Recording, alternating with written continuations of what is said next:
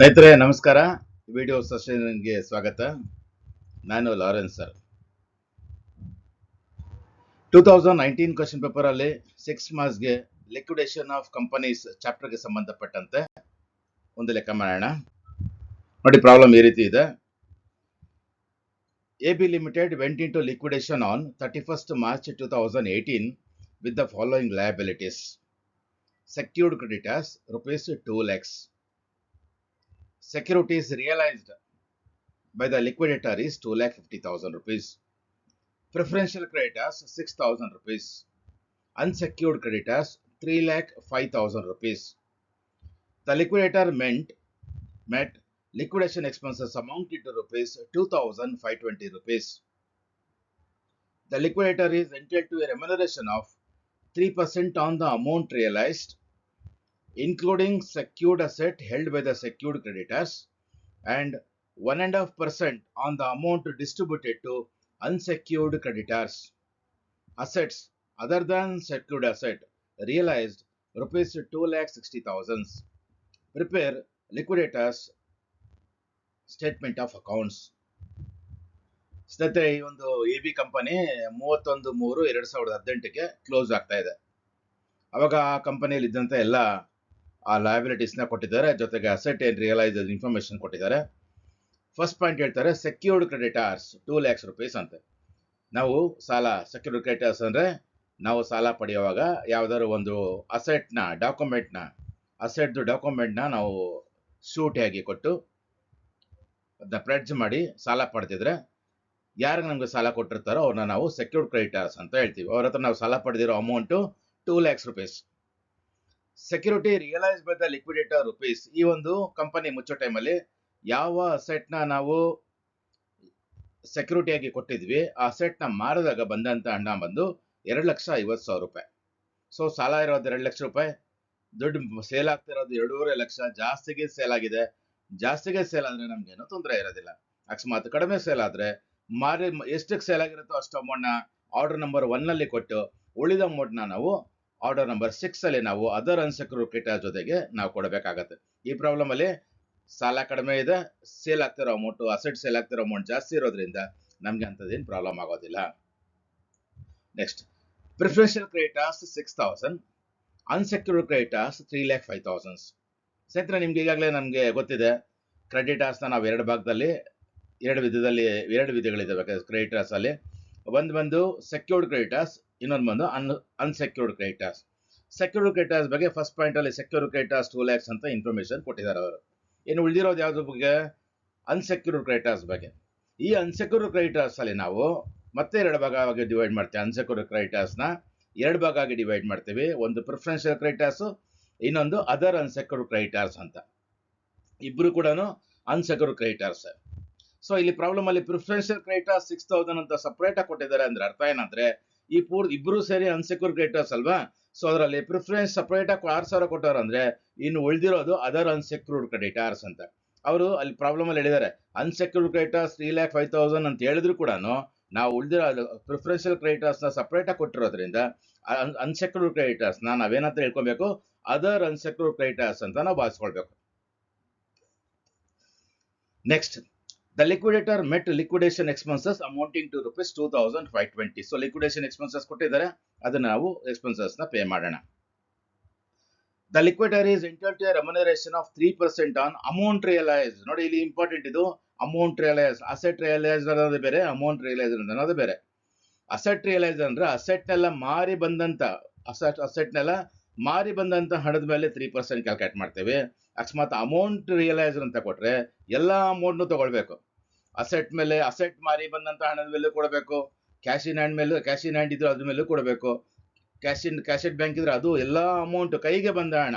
Amount ಕೈಗೆ ಬಂದ ಎಲ್ಲಿಂದ ಬರುತ್ತೆ? ಅಸೆಟ್ ಮಾರಿ ಬರುತ್ತೆ. ಬ್ಯಾಂಕ್ ಅಲ್ಲಿ ದುಡ್ಡಿದ್ರೆ ಬ್ಯಾಂಕ್ ವಿಡ್ರಾ ಮಾಡ್ಕೊಂಡಿರ್ತೀವಿ, ಬ್ಯಾಂಕ್ ಅಮೌಂಟ್ ಸೇರಿಸ್ಕೊಬೇಕು. ಕ್ಯಾಶಿಯರ್ ಇದ್ರೆ ಕ್ಯಾಶ್ ಇದ್ರೆ ಆ ಕ್ಯಾಶ್ ತಗೊಳ್ಬೇಕು. ಎಲ್ಲಾ ಕ್ಯಾಶ್ ತಗೊಂಡು ನಾವು ಅದ್ರ ಮೇಲೆ 3% ಮಾಡಬೇಕು. ಎಲ್ಲಾ ಅಸೆಟ್ ತಗೊಳ್ತೀವಿ. ಸೊ ಮತ್ತೆ ಏನ್ ಮಾಡಿದ್ದಾರೆ ಈ ಪ್ರಾಬ್ಲಮ್ ಅಲ್ಲಿ, ನಿಮ್ಗೆ ಸೆಕ್ಯೂರ್ಡ್ ಅಸೆಟ್ ಮತ್ತೆ ಬೇರೆ ಅಸೆಟ್ ಸಪರೇಟ್ ಕೊಟ್ಟಿರೋದ್ರಿಂದ ಎರಡನ್ನೂ ಸೇರಿಸ್ಕೊಳ್ಳಿ ಅಂತ ಹೇಳಿದ್ದಾರೆ. ನಾವೆಲ್ಲಾ ಅಸೆಟ್ ಸೆಕ್ಯೂರ್ಡ್ ಕ್ರೆಡಿಟರ್ಸ್ ಸೇರಿಸ್ಕೊಳ್ತೀವಿ, ಅದರ್ ಅಸೆಟ್ ಹೆಸರು ತಗೊಳ್ತಾ ಅಮೌಂಟ್ ಕನ್ಸಿಡರ್ ಮಾಡ್ತೀವಿ. ಮತ್ತೆ ಕ್ಯಾಶ್ ಇನ್ ಹ್ಯಾಂಡು ತಗೊಳ್ತೀವಿ, ಕ್ಯಾಶೆಟ್ ಬ್ಯಾಂಕು ತಗೊಳ್ತೀವಿ. ಯಾವಾಗ ಅಮೌಂಟ್ ರಿಯಲೈಸ್ ಅಂತ ಕೊಟ್ಟಾಗ. ಅಮೌಂಟ್ ರಿಯಲೈಸ್ಗೆಲ್ಲ ತಗೊಳ್ತಾ ಇದ್ವಿ, ಆದ್ರೂ ಕೂಡ ಒಂದು ಸೆಂಟೆನ್ಸ್ ಜಾಸ್ತಿ ಕೊಟ್ಟಿದ್ದಾರೆ, ಅದನ್ನ ನೀವು ಅದಕ್ಕೇನೋ ಇದು ಮಾಡಂಗಿಲ್ಲ. So and 1.5% on amount distributed to unsecured creditors. ಮತ್ತೆ ಇದೇ ಆಯ್ತು, ಕ್ರೆಡಿಟಾರ್ಸ್ 2 ಭಾಗ ಮಾಡಿದ್ವಿ, ಸೆಕ್ಯೂರ್ಡ್ ಮತ್ತೆ ಅನ್ಸೆಕ್ಯೂರ್ಡ್. ಯಾರ ಮೇಲಂತ ಇಲ್ಲಿ 1.5% ಸೆಕ್ಯೂರ್ಡ್ ಅನ್ಸೆಕ್ಯೂರ್ಡ್ ಮೇಲಂತೆ. ಅನ್ಸೆಕ್ಯೂರ್ಡ್ ಅಂದ್ರೆ ಯಾರು? ಸೆಕ್ಯೂರ್ಡ್ ಯಾರ್ಯಾರು ಸೇರ್ತಾರೆ? ಪ್ರಿಫರೆನ್ಷಿಯಲ್ ಕ್ರೆಡಿಟಾರ್ಸ್ ಸೇರ್ತಾರೆ, ಅದರ್ ಅನ್ಸೆಕ್ಯೂರ್ಡ್ ಕ್ರೆಡಿಟಾರ್ಸ್ ಸೇರ್ತಾರೆ. ಅನ್ಸೆಕ್ಯೂರ್ಡ್ ಕ್ರೆಡಿಟಾರ್ಸ್ ಅಂದಾಗ ಯಾವಾಗ including preferential creditors, excluding preferential problem ಅಲ್ಲಿ ಕೊಡದೆ ಕೇವಲ ಅನ್ಸೆಕ್ಯೂರ್ಡ್ ಕ್ರೆಡಿಟಾರ್ಸ್ ಮಾತ್ರ ಕೊಟ್ಟಿದ್ರೆ ನಾವೇನ್ ಅನ್ಕೊಳ್ಬೇಕಂದ್ರೆ ಈ unsecured creditors includes both preferential creditors as well as other unsecured creditors. Payment ಏನ್ ಮಾಡ್ತೀವಿ ನಾವಿಲ್ಲಿ ಇವನ್ಗೆ ಪ್ರಿಫರೆನ್ಷಿಯಲ್ ಕ್ರೆಡಿಟಾರ್ಸ್ಗೆ ಅದ್ರ ಮೇಲೂ 3%, 1.5% ರೆಮ್ಯುನರೇಷನ್ ಕ್ಯಾಲ್ಕುಲೇಟ್ ಮಾಡಬೇಕು. ಅದರ್ ಅನ್ಸೆಕ್ಯೂರ್ಡ್ ಕ್ರೆಡಿಟಾರ್ಸ್ ಮೇಲೆ ಮಾಡ್ತೀವಲ್ಲ ಅದ್ರ ಮೇಲೂ ನಾವು ಪೇಮೆಂಟ್ ನ ಕ್ಯಾಲ್ಕುಲೇಟ್ ಮಾಡಬೇಕು. ಅದ್ರ ಅರ್ಥ ಏನಂದ್ರೆ ಇಲ್ಲಿ ಮೂರು ವಿಧದಲ್ಲಿ ರೆಮ್ಯುನರೇಷನ್ ಕೊಡ್ತಾ ಇದೀವಿ. ಒಂದ್ ಬಂದು 3% ಆನ್ ಅಮೌಂಟ್ ರಿಯಲೈಸ್ಡ್. ಎರಡನೇದು ಪ್ರಿಫರೆನ್ಷಿಯಲ್ ಕ್ರೆಡಿಟಾರ್ಸ್ ಏನ್ ಪೇಮೆಂಟ್ ಮಾಡ್ತೀವೋ ಅದ್ರ ಮೇಲೆ ಕೂಡ ರೆಮ್ಯುನರೇಷನ್ ಕೊಡ್ತಾ ಇದೀವಿ. ಮತ್ತೆ ಅದರ್ ಅನ್ಸೆಕ್ಯೂರ್ಡ್ ಕ್ರೆಡಿಟಾರ್ಸ್ ಏನ್ ಮಾಡ್ತಾ ಇದೀವೋ ಅದು ಅವ್ರು ಪೇಮೆಂಟ್ ಮಾಡ್ತಾ ಇದೀವೋ ಅಮೌಂಟ್ ಮೇಲೆ ಕೂಡ ರೆಮ್ಯುನರೇಷನ್ ಕ್ಯಾಲ್ಕುಲೇಟ್ ಮಾಡ್ತಾ ಇದೀವಿ. ಸೊ ಈ ಪ್ರಾಬ್ಲಮ್ ಅಲ್ಲಿ ಮೂರು ರೀತಿಯಲ್ಲಿ ನಾವು ರೆಮ್ಯುನರೇಷನ್ ಕೊಡೋದಿರುತ್ತೆ. ಮುಂದೆ ಹೋಗ್ತಾನೆ, assets other than secured asset ಮೇಲೆ ಕೊಟ್ಟಿದ್ದಲ್ಲ, ಸೆಕ್ಯೂರಿಟಿ ಸೇಲ್ ಮಾಡಿ ಬಂದಿರೋ ಅಮೌಂಟ್ 2 ಲಕ್ಷ ಅಂತ, ಆ ಅಸೆಟ್ ನ ಬಿಟ್ಟು ಬೇರೆ ಎಲ್ಲ ಅಸೆಟ್ ನ ಮಾರಿ ಎಷ್ಟಕ್ಕೆ ಮಾರಿದ್ದಾರೆ? 2,60,000ಗೆ ಮಾರಿದ್ದಾರೆ.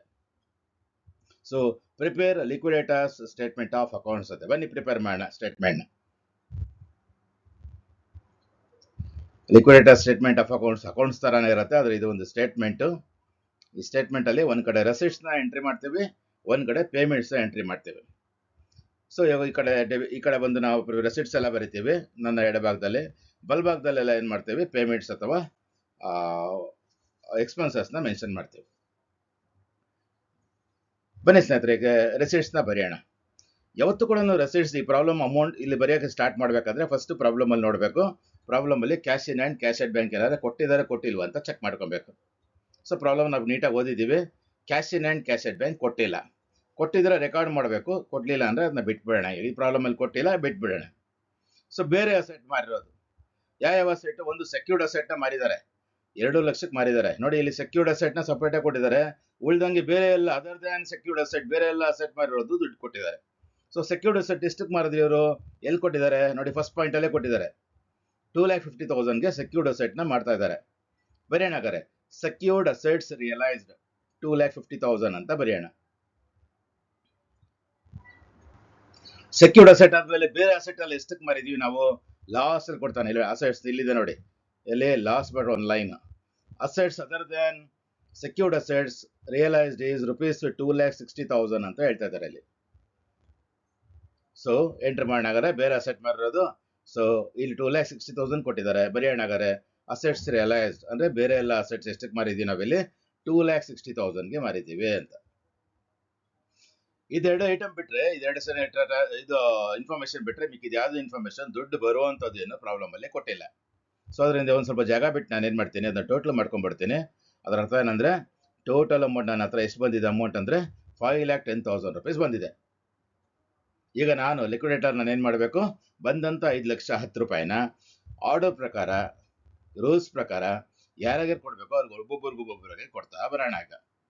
ಸೊ ಸೆಕ್ಷನ್ 53 IPC ಪ್ರಕಾರ date of order of payment ಏನೇನಂದ್ರೆ, ಸೆಕ್ಯೂರ್ಡ್ ಕ್ರೆಡಿಟರ್ಸ್ ಮೊದಲು ಕೊಡಬೇಕು, liquidation expenses, liquidator's remuneration and commission, then debentures, ಆಮೇಲೆ preferential creditors, other unsecured creditors, preference share holders, ಮತ್ತೆ ಇನ್ನೂ ದುಡ್ಡು ಉಳಿದಿದ್ರೆ ಈಕ್ವಿಟಿ ಶೇರ್ ಹೋಲ್ಡರ್ಸ್ ಕೊಡಬೇಕು.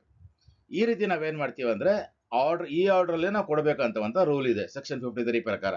ನಾವು ಕೂಡ ನಮ್ ಕರ್ತವ್ಯ ಅದೇ ಆಗುತ್ತೆ. ಲಿಕ್ವಿಡೇಟರ್ದು ಬಂದಿರುವಂತ 5,10,000 ರೂಪಾಯಿನ ನಾವು ಇದೇ ರೀತಿಯಲ್ಲಿ ನಾವೇನ್ ಮಾಡೋಣ ಅಂದ್ರೆ ಅದನ್ನ ಕೊಡ್ತಾ ಬರೋಣ. ಬನ್ನಿ ಫಸ್ಟ್ ಯಾರು ಕೊಡ್ಬೇಕಾಗ ನಾನು ಇಲ್ಲಿ ಆರ್ಡರ್ ಪ್ರಕಾರ ಸೆಕ್ಯೂರ್ಡ್ ಕ್ರೆಡಿಟರ್ಸ್ಗೆ ಕೊಡ್ತೀನಿ. ಸೆಕ್ಯೂರ್ಡ್ ಕ್ರೆಡಿಟರ್ಸ್ಗೆ ಕೊಡ್ತೀನಿ.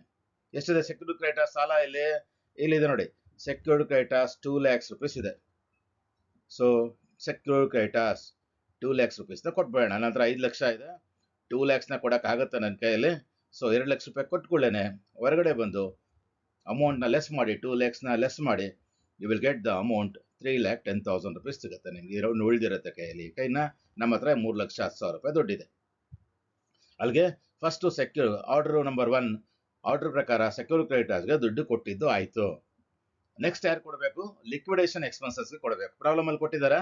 ಹೌದು, ಲಿಕ್ವಿಡೇಷನ್ ಎಕ್ಸ್ಪೆನ್ಸಸ್ ಪ್ರಾಬ್ಲಮ್ ಅಲ್ಲಿ ಕೊಟ್ಟಿದ್ದಾರೆ. ಇಲ್ಲಿ ಲಾಸ್ಟ್ ಕೊಟ್ಟಾಡಿ ದ ಲಿಕ್ವಿಡೇಷನ್ ಅಮೌಂಟ್ಸ್ ₹2,520 ಅಂತ ಕೊಟ್ಟಿದ್ದಾರೆ.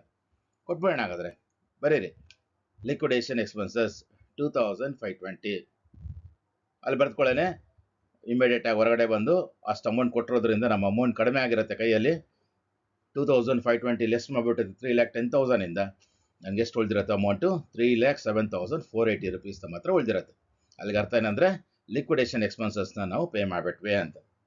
ಅವರಾದ್ಮೇಲೆ ಯಾರಿಗೆ ಕೊಡಬೇಕು? ಲಿಕ್ವಿಡೇಷನ್ ರೆಮ್ಯುನರೇಷನ್ ಮತ್ತು ಕಮಿಷನ್ ಕೊಡಬೇಕು.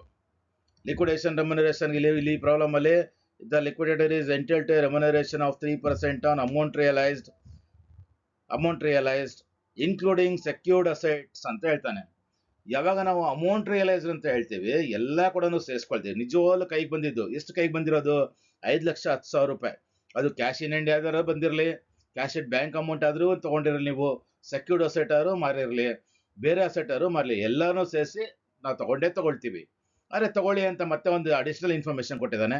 ತೊಗೊಳ್ತೀವಿ, ತಗೊಳ್ಳೋಣ, ಅದು ಕನ್ಸಿಡರ್ ಮಾಡೋಣ. ಸೊ 5,10,000 ಮೇಲೆ ನಾನು 3% ಒಂದು ರೆಮ್ಯುನರೇಷನ್ ಕೊಡಬೇಕು. ಮತ್ತು ಎರಡನೇ ವಿಧದಲ್ಲಿ ಏನು ಮಾಡಬೇಕಂದ್ರೆ and 1.5% on amount distributed to unsecured creditors. Unsecured creditors includes both preferential creditors as well as other unsecured creditors. So ಇಬ್ಬರಿಗೂ ಪೇಮೆಂಟ್ ಮಾಡಿದ್ಮೇಲೆ ತಗೊಳ್ಬೇಕು. ಅಲ್ಲಿಗೆ 3 ರೀತಿಯಲ್ಲಿ ತಗೊಂತೀವಿ ಅಂತ ಹೇಳಿ ನಮ್ಮ ಡಿಸ್ಕಸ್ ಮಾಡಿದ್ರಲ್ಲ. ಬನ್ನಿ ಹಾಗಾದ್ರೆ ಬರ್ತೀವಿ. ನಂಬರ್ 1 ಯಾರ ಮೇಲೆ ಕೊಡ್ಬೇಕಂದ್ರೆ ಇಲ್ಲಿ ಆನ್ ಅಮೌಂಟ್ ರಿಯಲೈಸ್ ಮೇಲೆ. ಎರಡನೇದು ಆನ್ ಪ್ರಿಫರೆನ್ಷಿಯಲ್ ಕ್ರೆಡಿಟರ್ಸ್ಗೆ ಏನು ಕೊಡ್ತೀರಾ ಅದ್ರ ಮೇಲೂ ನಾವು ಕ್ಯಾಲ್ಕುಲೇಟ್ ಮಾಡಬೇಕು. ಮತ್ತೆ ಅದರ್ ಅನ್ಸೆಕ್ಯೂರ್ಡ್ ಕ್ರೆಡಿಟರ್ಸ್ಗೆ ಯಾರು ಕೊಡ್ತೀರಾ ಅದು ಕೂಡ ಕ್ಯಾಲ್ಕುಲೇಟ್ ಮಾಡಬೇಕು. ಈ 3 ಮೇಲೂ ರೆಮ್ಯುನರೇಷನ್ ಕ್ಯಾಲ್ಕುಲೇಟ್ ಮಾಡಬೇಕು. 3 ರೀತಿಯಲ್ಲಿ ಕ್ಯಾಲ್ಕುಲೇಟ್ ಮಾಡೋಕೆ ಯಾವ್ದಾರು ಆಗುತ್ತಾ? ಮೊದಲನೇದಾಗುತ್ತೆ. ಯಾಕಂದ್ರೆ ಅಮೌಂಟ್ ರಿಯಲೈಸ್ ನಮ್ಗೆ ಗೊತ್ತು. Total amount realise is 5,10,000. ಬನ್ನಿ ಹಾಗಾದ್ರೆ ಕ್ಯಾಲ್ಕುಲೇಟ್ ಮಾಡೋಣ. 5,10,000 ಗೊತ್ತಿರೋ ಅಮೌಂಟ್ ಆದರೆ ನಾನು ಹೇಳಿದ್ದೀನಿ. ಇಲ್ಲಿ 3% ಹೇಳ್ತಾ ಇದ್ದಾರೆ, 3/100. ಗೊತ್ತಿಲ್ಲ ಅಂದರೆ 3/103. ಅಮೌಂಟ್ ಗೊತ್ತಿರೋದ್ರಿಂದ 5,10,000 ಇಂಟು 3/100 ಎಷ್ಟಾಗುತ್ತಂದ್ರೆ 15,300 ರೂಪೀಸ್ ಆಗುತ್ತೆ. ಸೊ 15,300 ಅಮೌಂಟ್ನ ನಾವು ಮೊದಲು ಹೊರಗಡೆ ಬಂದು ಅಷ್ಟು ಅಮೌಂಟ್ನ ಲೆಸ್ ಮಾಡೋಣ. ಪೇಮೆಂಟ್ ಮಾಡ್ಕೊಳ್ಳೋ ಅಷ್ಟು ಅಮೌಂಟು ಕಡಿಮೆ ಆಗಿರುತ್ತೆ. ಸೊ ಉಳಿದಿರೋ ಅಮೌಂಟು 2,92,180 ರೂಪೀಸ್ ಉಳಿದಿದೆ. ಸೊ ಇನ್ನೇನು ಪ್ರಿಫರೆನ್ಷಿಯಲ್ ಕ್ರೆಡಿಟರ್ಸ್ಗೆ ಇಲ್ಲಿ ರೆಮ್ಯುನರೇಷನ್ ಈ ಪ್ರಿಫರೆನ್ಷಿಯಲ್ ಕೊಡೋ ಅಮೌಂಟ್ ಮೇಲೆ ಯಾವಾಗ ಕೊಡೋದು ನಾವು? ಪ್ರಿಫರೆನ್ಷಿಯಲ್ ಕ್ರೆಡಿಟರ್ಸ್ಗೆ ಮತ್ತು ಅದರ್ ಅನ್ಸೆಕ್ಯೂರ್ಡ್ ಕ್ರೆಡಿಟರ್ಸ್ಗೆ 5ನೇ ಮತ್ತು 6ನೇ ಹಂತದಲ್ಲಿ ಕೊಡೋದು. ಅವ್ರಿಗೆ ಕೊಟ್ಟಾಗ ನಾವು ಎಷ್ಟು ಅಮೌಂಟ್ ಕೊಡ್ತೀವಿ? ಪೂರ್ತಿ ಅಮೌಂಟ್ ಕೊಟ್ಟರೆ ಅವ್ರ ಪರ್ಸೆಂಟೇಜ್ ಡಿವೈಡ್ ಬೈ 100, ಇಲ್ಲಾಂದರೆ ಪರ್ಸೆಂಟೇಜ್ ಡಿವೈಡ್ ಬೈ 100+% ಅಂತ ಆಮೇಲೆ ಮಾಡ್ಕೊಳ್ಳೋಣ. ಸದ್ಯಕ್ಕೆ ಆಮೇಲೆ ಇವಾಗೇ ನಾವು ಪೇಮೆಂಟ್ ಕೊಡ್ತಾ ಇಲ್ಲ, ಕೊಟ್ಟಾಗ ನಾವು ಕ್ಯಾಲ್ಕುಲೇಟ್ ಮಾಡ್ಕೊಳ್ಳೋಣ. ಮುಂದಕ್ಕೆ ಹೋಗೋಣ. ಅಲ್ಲಿಗೆ ನಾನು ಲಿಕ್ವಿಡೇಟರ್ಸ್ ರೆಮ್ಯುನರೇಷನ್ ಕಮಿಷನ್ನ ಪೆಂಡಿಂಗ್ ಇಟ್ಟಿರ್ತೀನಿ, ಆಮೇಲೆ ಕ್ಯಾಲ್ಕುಲೇಟ್ ಮಾಡ್ತೀನಿ. ಮುಂದೆ ಯಾರು ಕೊಡಬೇಕು? ಡಿಬೆಂಚರ್ಸ್. ಸೊ ಈ ಪ್ರಾಬ್ಲಮಲ್ಲಿ ಡಿಬೆಂಚರ್ಸ್ ಬಗ್ಗೆ ನಾನು ಇಲ್ಲ ಕೊಟ್ಟಿಲ್ಲ. ಪ್ರಾಬ್ಲಮಲ್ಲಿ ಡಿಬೆಂಚರ್ಸ್ ಬಗ್ಗೆ ಇಲ್ಲಿ ಕೊಟ್ಟಿಲ್ಲ. ಡಿಬೆಂಚರ್ಸ್ ಬಗ್ಗೆ ಸೊ ನಾವು ರೆಕಾರ್ಡ್ ಮಾಡೋ ಅವಶ್ಯಕತೆ ಇಲ್ಲ ಅಂದ್ರೆ ಅವ್ರಿಗೆ ಹೆಂಗೆ ಕೊಡು ತೋರಿಸ್ಕೊಳ್ಳೋಂಗಿಲ್ಲ. ಡಿಬೆಂಚರ್ಸ್ ಇಲ್ಲ.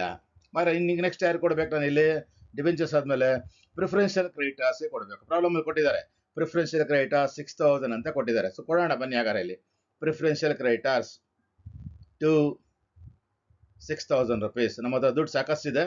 2,92,180 ರೂಪೀಸ್ ಇದೆ. ಸೊ 6,000 ಆರಾಮಾಗಿ ಕೊಡ್ಬೋದು. 6,000 ಕೊಟ್ಬೇಡ ಬನ್ನಿ. 6,000 ಕೊಟ್ಬಿಟ್ರೆ ನಮ್ಮ ಹತ್ರ 1,86,180 ರೂಪೀಸ್ ಉಳಿದಿರುತ್ತೆ. ಸೊ ಅವಾಗ ನಾನು ಇಲ್ಲಿ ಕ್ಯಾಲ್ಕುಲೇಟ್ ಮಾಡಿಲ್ಲ ರೆಮ್ಯುನರೇಷನ್. ಯಾಕಂದ್ರೆ ಪ್ರಿಫರೆನ್ಷಿಯಲ್ ಕ್ರೆಡಿಟರ್ಸ್ಗೆ ಎಷ್ಟು ಅಮೌಂಟ್ ಕೊಡ್ತೀವಿ ಅಂತ ಗೊತ್ತಿಲ್ಲ. ಇವಾಗ ಗೊತ್ತಾಯ್ತು 6,000 ಕೊಡ್ತಾನೆ. ಕೊಡಬೇಕಾಗಿದ್ದ ಅಮೌಂಟು 6,000, ಕೊಡ್ತಾ ಇರೋ ಅಮೌಂಟು 6,000, ಪೂರ್ತಿ ಅಮೌಂಟ್ ಕೊಡ್ತಾ ಇದ್ದೀವಿ. ಸೊ ಪರ್ಸೆಂಟೇಜ್ ಯೂಸ್ ಮಾಡಿ. ಹೆಂಗೆ ಯೂಸ್ ಮಾಡಬೇಕು? ಪರ್ಸೆಂಟೇಜ್ನ ಎಷ್ಟು ಪರ್ಸೆಂಟ್ ಕೊಟ್ಟಿರೋದು ಇಲ್ಲಿ ಪ್ರಿಫರೆನ್ಸು? 1.5%. 1.5% ಡಿವೈಡೆಡ್ ಬೈ 100 ಅಂತ ತಗೊಳ್ಬೇಕು. ಇಲ್ಲಿ ಬರೀತಿ ನೋಡಿ. ಹಾಗಾದ್ರೆ ಎಷ್ಟು? 6,000 ಕೊಡ್ತಾ ಇರೋದು 1.5ನ 1.5 ಅಂತ ಬರೀಬೋದು ನಾವು. 1.5 ಡಿವೈಡೆಡ್ ಬೈ 100. ಇದನ್ನ ಮಾಡಿದಾಗ ನಿಮ್ಗೆ ಅಮೌಂಟ್ ಎಷ್ಟು ಬರುತ್ತೆ? 90 ರೂಪೀಸ್ ಬರುತ್ತೆ. ಈ 90 ರೂಪೀಸ್ನ ಇಮ್ಮಿಡಿಯೇಟ್ ಆಗಿ ನೀವು ಹೊರಗಡೆ ಬಂದು 90 ರೂಪೀಸ್ನ ಲೆಸ್ ಮಾಡಿ. ಅಂದರೆ 2,86,090 ರೂಪೀಸ್ ಇನ್ನೂ ದುಡ್ಡು ನಮಗೆ ಉಳಿದಿದೆ. ಅದರ ಅರ್ಥ ಏನಂದರೆ ರೆಮ್ಯುನರೇಷನ್ 3 ರೀತಿಯಲ್ಲಿ ಕೊಡಬೇಕಾಗಿತ್ತು, 2 ರೀತಿಯಲ್ಲಿ ಕೊಟ್ಟಿದ್ದಾಗಿದೆ, ಇನ್ನೂ 1 ರೀತಿಯಲ್ಲಿ ಬ್ಯಾಲೆನ್ಸ್ ಇದೆ. ಆಮೇಲೆ ಕ್ಯಾಲ್ಕುಲೇಟ್ ಮಾಡೋಣ. ಸೊ 2,86,090. ಅದರ ಅರ್ಥ ಏನಂದರೆ ಪ್ರಿಫರೆನ್ಷಿಯಲ್ ಕ್ರೆಡಿಟರ್ಸ್ಗೂ ಕೊಟ್ಬಿಟ್ವಿ, ಪ್ರಿಫರೆನ್ಷಿಯಲ್ ಕ್ರೆಡಿಟರ್ಸ್ ಕೊಡುವಂತ ಅಮೌಂಟ್ ಮೇಲೆ ರೆಮ್ಯುನರೇಷನ್ ಕ್ಯಾಲ್ಕುಲೇಟ್ ಮಾಡಬೇಕಾಗಿತ್ತು, ಅದು ಅದನ್ನು ಕೂಡ ಕ್ಯಾಲ್ಕುಲೇಟ್ ಮಾಡಿ ನಿಮಗೆ ಕೊಟ್ಬಿಟ್ಟಿದ್ದೀನಿ. ಸಾರಿ. ಸೊ ಈಗ ನೆಕ್ಸ್ಟ್ ಯಾರು ಕೊಡಬೇಕು? ಅದರ್ ಅನ್ಸೆಕ್ಯೂರ್ ಕ್ರೆಡಿಟರ್ಸ್ಗೆ ಕೊಡಬೇಕು. ಎಷ್ಟು ಕೊಡಬೇಕು ಅದರ್ ಅನ್ಸೆಕ್ಯೂರ್ ಕ್ರೆಡಿಟರ್ಸ್ಗೆ? ಇಲ್ಲಿದೆ ನೋಡಿ, ಅದರ್ ಅನ್ಸೆಕ್ಯೂರ್ ಕ್ರೆಡಿಟರ್ಸ್ ಅಂತ 3,05,000 ಇದೆ. 3,05,000 ರೂಪಾಯಿ ನಾವು ದುಡ್ಡು ಕೊಡಬೇಕು. ಆದ್ರೆ 3,05,000ದಲ್ಲಿ ಅವ್ರಿಗೆ ನನ್ನ ಹತ್ರ ಉಳಿದಿರೋ ಅಮೌಂಟ್ ಎಷ್ಟು ಅಂದ್ರೆ 2,86,090 ಕಡಿಮೆನೆ ಉಳಿದಿರೋದು. ಪೂರ್ತಿ ಅಮೌಂಟ್ ಕೊಡಕ್ ಆಗ್ತಾ ಇಲ್ಲ. ಯಾವಾಗ ನಾವು ಪೂರ್ತಿ ಅಮೌಂಟ್ ಕೊಡಕ್ ಆಗಲ್ಲ, ಅವಾಗ ಏನ್ ಮಾಡಿದ್ದೀನಿ, ಪರ್ಸೆಂಟೇಜ್ಗೆ ಡಿವೈಡೆಡ್ ಬೈ 100+% ಅಂತ ತಗೊಂತೀವಲ್ವಾ. ಇವಾಗ ಅದೇ ಮಾಡೋಣ ಬನ್ನಿ. ಹಾಗಾದ್ರೆ ಇವಾಗ ಪೂರ್ತಿ ಅಮೌಂಟ್ ಕೊಡಕ್ ಆಗುತ್ತೆ ಇವ್ರಿಗೆ? ಇಲ್ಲ. ಅದರ್ ಅನ್ಸೆಕ್ಯೂರ್ ಕ್ರೆಡಿಟರ್ಸ್ಗೆ ನಾವೇನ್ ಅಮೌಂಟ್ ಕೊಡೋದಿದೆಯೋ ಅದರಲ್ಲಿ ಆ ಅಮೌಂಟ್ ಜೊತೆಗೆ 3% ರೆಮ್ಯುನರೇಷನ್ ಸೇರಿಸಬೇಕು. ಇಬ್ಬರಿಗೂ ಕೊಡುವಂತ ಅಮೌಂಟ್ ಇಲ್ಲಿ ಉಳಿದಿರೋ ಅಮೌಂಟ್ ಅಲ್ಲೇ ಕೊಡ್ಬೇಕು ನಾವು. ಸೊ ಉಳಿದಿರೋ ಅಮೌಂಟ್ ಎಷ್ಟಕ್ಕೆ ಸಮ? 2,86,090 ಬಂದು 100 ಅಂದ್ರೆ 111.5%ಗೆ ಸಮ. ಇಲ್ಲಿ ಬರಿತೀನಿ ನೋಡಿ, ನಾನು ಇರೋದು 2,86,090 ಇಂಟು ಎಷ್ಟು, ಇದು ಎಷ್ಟಕ್ಕೆ ಸಮ? 100 ರೂಪಾಯಿ ಪ್ಲಸ್ 1.5%. 100 ಪ್ಲಸ್ 101.5% ಸಮ ಆಗುತ್ತೆ. ಅದರಲ್ಲಿ ನನಗೆ ರೆಮ್ಯುನರೇಷನ್ ಎಷ್ಟು ಕೊಡ್ಬೇಕಾಗಿರೋದು? 1.5 ಕೊಡ್ಬೇಕಾಗಿರೋದು. ಸೊ 1.5% ಎಷ್ಟಾಗುತ್ತೆ ಅಂತ ಕ್ಯಾಲ್ಕುಲೇಟ್ ಮಾಡಿದ್ರೆ ನಿಮ್ಗೆ ಅಮೌಂಟ್ ಗೊತ್ತಾಗುತ್ತೆ. 4,228 ರೂಪೀಸ್ ಬರ್ತಾ ಇದೆ.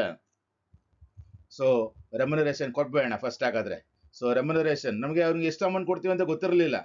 ಸೊ ಆದ್ರಿಂದ 101.5 ಇಂದ ಡಿವೈಡ್ ಮಾಡಿ 1.5 ಇಂದ ಮಲ್ಟಿಪ್ಲೈ ಮಾಡಿದ್ದೀವಿ. ಸೊ ಅಮೌಂಟ್ ಲೆಸ್ ಹೊರಗಡೆ ತಂದು ಲೆಸ್ ಮಾಡಬೇಡಿ, ನಿಮ್ಗೊಂದು ಅಮೌಂಟ್ ಸಿಗುತ್ತೆ. ಅಮೌಂಟ್ ಎಷ್ಟಿದೆ? 2,81,862 ರೂಪೀಸ್ ಉಳಿದಿದೆ.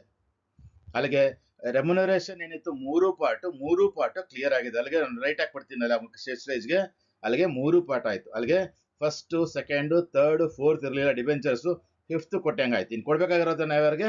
Other unsecure ಕ್ರೆಡಿಟರ್ಸ್ಗೆ. ಎಷ್ಟು ಅಮೌಂಟ್ ಇದೆ ಅಷ್ಟು ಅಮೌಂಟ್ ಕೊಟ್ಬೇಡ. ಬರೀ ಹಾಗಾದ್ರೆ ಅದರ್ ಅನ್ಸೆಕ್ಯೂರ್ ಕ್ರೆಡಿಟರ್ಸ್ ಎಷ್ಟಿದೆ? 2,81,862 ರೂಪೀಸ್ ಇದೆ, ಅಷ್ಟು ಕೊಟ್ಬೇಡ. ಅಷ್ಟು ಅಮೌಂಟ್ ಕೊಟ್ಬಿಟ್ರೆ ಹೊರಗಡೆ ಬಂದು ಲೆಸ್ ಮಾಡಿದ್ರೆ ನಮ್ಮ ಕೈಯಲ್ಲಿ ಎಷ್ಟು ಉಳಿದಿರುತ್ತೆ? ಹಾಗಾದ್ರೆ ಇಲ್ಲಿ ನಿಲ್ ಉಳಿದಿರುತ್ತೆ, ಅಮೌಂಟ್ ಏನು ಉಳಿದಿರೋದಿಲ್ಲ. ಸೊ ಹಾಗಾದ್ರೆ ಟೋಟಲ್ ಮಾಡಿದ್ರೆ ನಾವು ಪೇಮೆಂಟ್ ಸೈಡ್ ಟೋಟಲ್ ಮಾಡಿದ್ರೆ ನಿಮ್ಗೆ ಕರೆಕ್ಟಾಗಿ ಇಲ್ಲಿ 5,10,000 ರೂಪೀಸ್ ಉಳಿದಿರುತ್ತೆ. 5,10,000 ರೂಪೀಸೇ ಬರುತ್ತೆ.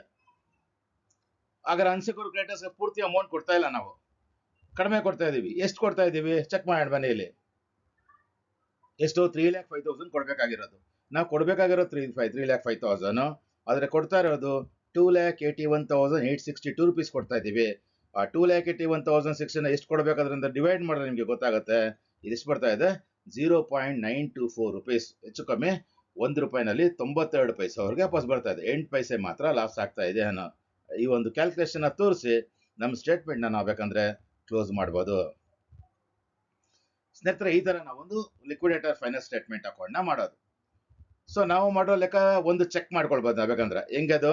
ಈಗ ಇಲ್ಲಿ ಅನ್ಸೆಕ್ಯೂರ್ ಕ್ರೆಡಿಟರ್ಸ್ಗೆ ಏನು 4,228 ರೂಪೀಸ್ ಕೊಟ್ಟು ಕರೆಕ್ಟಾ ಸರಿನಾ ಅಂತ ಗೊತ್ತಾಗಬೇಕಾದ್ರೆ ಅವಾಗ ಅನ್ಸೆಕ್ಯೂರ್ ಕ್ರೆಡಿಟರ್ಸ್ ಇಲ್ಲಿ ಕೊಟ್ಟು 2,81,862 ಇವಾಗ ಗೊತ್ತು ನಮಗೆ. ಆ ಒಂದು ಹಂತದಲ್ಲಿ ನಮ್ಗೆ ಗೊತ್ತಿರಲಿಲ್ಲ ಎಷ್ಟು ದುಡ್ಡು ಉಳಿಯುತ್ತೆ ಅಂತ ನಮ್ಗೆ ಗೊತ್ತಿರಲಿಲ್ಲ. ಸೊ ಗೊತ್ತಾದಾಗ ಏನ್ ಹೇಳ್ತೀವಿ ನಾವು? 3% ಇದೆ 3/100. ಇವಾಗ ಗೊತ್ತಿರೋದಿನ 1.5% ಕೊಟ್ಟಿರೋದು 1.5 ಡಿವೈಡ್ ಬೈ 100 ಅಂತ 1.5% ಡಿವೈಡ್ ಬೈ 100 ಅಂತ ಮಾಡಿದ್ರೆ ಅಷ್ಟೇ ಅಮೌಂಟ್ ಬರೀ ಚೆಕ್ ಮಾಡೋಣ. ಚೆಕ್ ಕೊಡ್ತಾ ಇರೋ ಅಮೌಂಟ್ ನಿಜವಾಗ್ಲೂ ಗೊತ್ತಿರೋ ಅಮೌಂಟ್ ಇವಾಗ ಕೊಡ್ತಾ ಇರೋ ಅಮೌಂಟ್ 2,81,862 ಇದೆ ಇಂಟು 1.5% ಡಿವೈಡೆಡ್ ಬೈ 100 ಗೊತ್ತಿದ್ರೆ ಅಮೌಂಟ್ ಗೊತ್ತಿದ್ರೆ ಅಂಡ್ ಡಿವೈಡ್ ಬೈ 100 ಹಂಗೆ ಮಾಡಿದಾಗ ಕೂಡ ನಿಮಗೆ 4,228 ರೂಪೀಸೇ ಬರ್ತಾ ಇದೆ. ಸೊ ಅಲ್ಲಿಗೆ ಅರ್ಥ ಏನಂದ್ರೆ ನಾವೇನು ಯೋಚನೆ ಮಾಡಿ ಲೆಕ್ಕ ಮಾಡಿದ್ವಿ ಅದು ಕರೆಕ್ಟ್ ಆಗಿದೆ. ನಾವು ಹಿಂಗೆ ತಾಳೆ ನೋಡ್ಕೊಳ್ಬೋದು, ಚೆಕ್ ಮಾಡ್ಕೊಳ್ಬೋದು ಬೇಕಾದ್ರೆ ನಾವು. ಸ್ನೇಹಿತರೆ, ಈ ಒಂದು ಪ್ರಾಬ್ಲಮ್ ನಿಮಗೆ ಅರ್ಥ ಆಗಿದೆ ಅಂತ ಭಾವಿಸ್ತೇನೆ. ಅರ್ಥ ಆಗಿದ್ರೆ ಯಾರಾದರೂ ಇನ್ನೂ ವಿಷಯ ನನ್ನ ಚಾನಲ್ನ ಸಬ್ಸ್ಕ್ರೈಬ್ ಮಾಡಿಲ್ಲ, ಸಬ್ಸ್ಕ್ರೈಬ್ ಮಾಡಿ. ಮುಂದಿನ ವಿಡಿಯೋ ಸೆಷನಲ್ಲಿ ಮತ್ತೊಂದು ಪ್ರಾಬ್ಲಮ್ ಜೊತೆಗೆ ನಿಮ್ಮ ಜೊತೆ ಭೇಟಿ ಆಗ್ತೇನೆ.